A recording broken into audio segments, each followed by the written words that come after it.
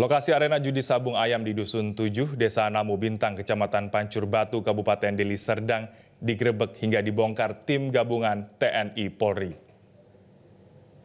Aksi penertiban itu turut melibatkan personil Denpom 15 Medan dan Koramil 14 Pancur Batu.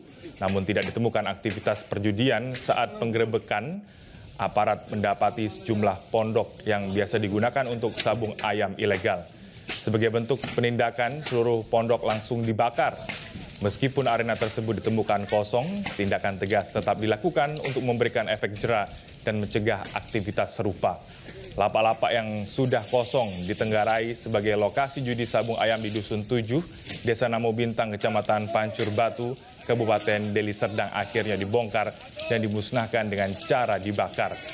Menurut Kasat Reskrim Polrestabes Medan AKBP Bayu Putro, meski tidak ada pelaku, namun ini sudah dinyatakan adanya perjudian sabung ayam.